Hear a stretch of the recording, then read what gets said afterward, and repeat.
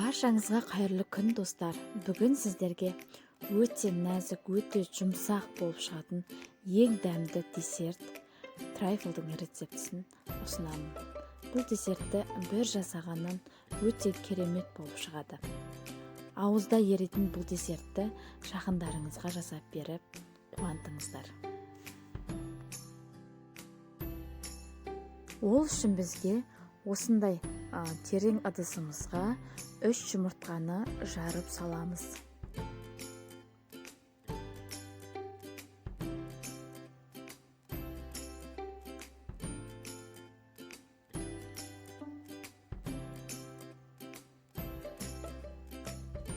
Үстіне қантымызды қосып, жұмыртқамыз 2 есе көтерілгенше жақсылап миксерлейміз.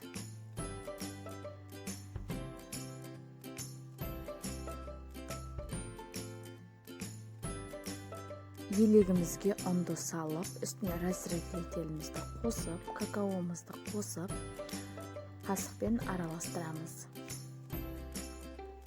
Жұмыртқалы массамызға қосып бірінші миксермен араластырып аламыз, өйткені шашырап кетуі мүмкін. Ұнымызды үшке бөліп салып, жақсылап миксерлейміз. Нәтижесінде осындай масса шығу керек. Ыдысымызға пергамент төсеп, қамырымызды жақсылап жаямыз. Пергаментке жаюға болады, болмаса фольгаға жағуға болады. Творожный сырды жақсылап миксерлеп аламыз, түйіршік болып қалмас үшін. Сливкені сәл қоюланғанша жақсылап миксерлейміз. Үстіне сахарный пудра қосып, тағы да қоюланғанша миксерлейтін боламыз. Оның үстіне творожный сырымызды саламыз. Бұл жерде айта кететін нәрсе, миксеріміз де, ыдысымыз да құрғақ болу керек. Бір тамшы су болса, креміміз шықпай қалады. Бұл миксерлеуге 7-8 минуттай кетеді. Бірінші жайдан бастап, жайлап көтереміз. Миксердің жылдамдығын.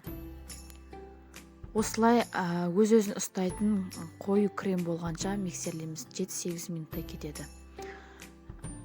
Тестамызды пергаменттен босатып аламыз. Осындай керемет шоколадный тесто шығады. Бетіне глазур дайындаймыз. Сливкені жай отқа қойып, ысығанша араластырып тұрамыз. Ысыған соң газды өшіріп, шоколадымызды салып, 5-10 минутқа қойып қоямыз.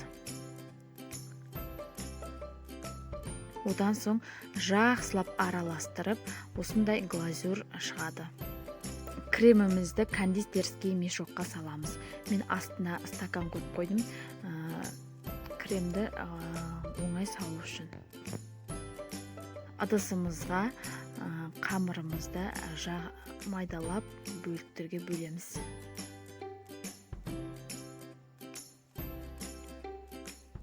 Алдын ала істеп қойсаңыздар да болады.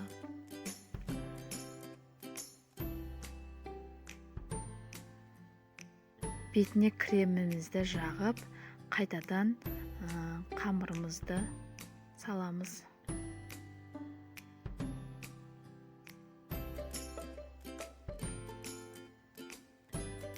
Бетіне тағы да кремімізді жағып, тегістейміз.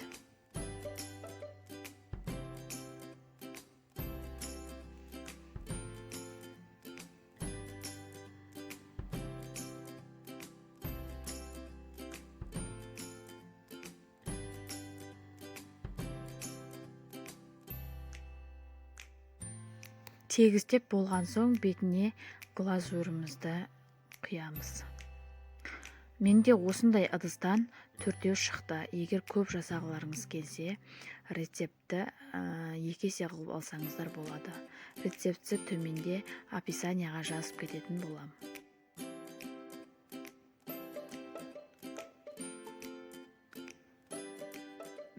бетіне мен майдаланған грек жаңғағын септім.